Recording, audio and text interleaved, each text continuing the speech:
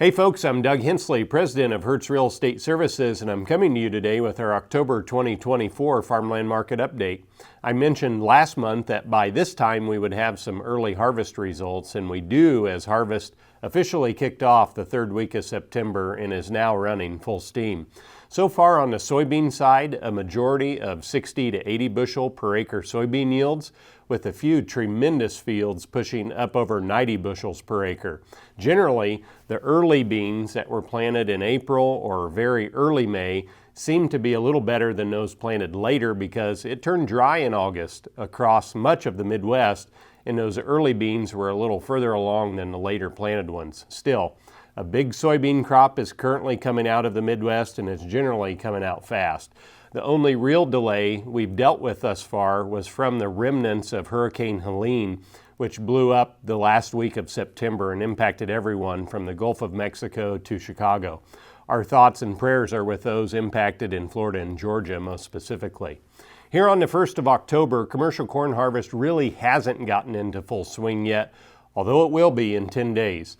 The little bit of number 2 yellow corn that has come out has been average plus, excepting for those spring and summer flooded areas of northwest Iowa and southern Minnesota.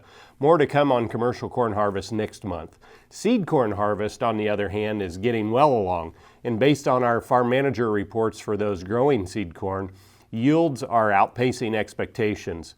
Seed corn production is one of those production areas where if you can get a contract, it means you have a super nice farm, number one, and also offers a potential for enhanced financial returns.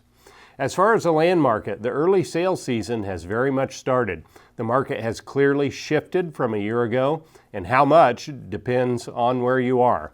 In Iowa, the Realtors Land Institute released their September survey, which showed land values pulling back 5% over the 6-month March to September time period, and that followed a 3% lower reading in the prior September to March period. So Iowa is off upwards of 8 to 9% from late 2023.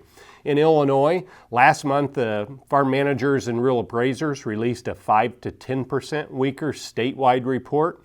And the July measures from the Chicago Fed also showed weakness showing up in the central and western Corn Belt as well. So we're clearly off from the highs, but we're still seeing pretty good sale results for nice, well-cared-for farms that are being brought to the market. Having realistic and very clear-eyed expectations is important for sellers right now, and we're capturing still solid results for our clients, even if not record highs that we were 12 to 18 months ago. Strong harvest results will be supportive to upcoming fall and early winter land sales, as is also shifting interest rate market, with the Fed recently cutting short-term rates by 0.5%. Long-term mortgage rates had settled a bit in anticipation of that move, so that's also going to be helpful this fall as we continue.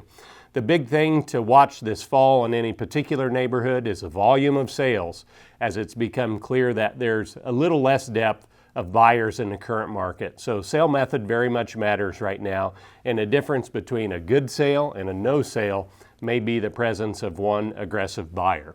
For sure, we'll be watching all of it for you, so when you have comments or questions specific to your farm or about the market more generally, please reach out to us at 800-593-LAND or message us through the website at hertz.ag. Enjoy the beautiful fall weather, be careful when you're in the country, and I'll see you with another market update next month.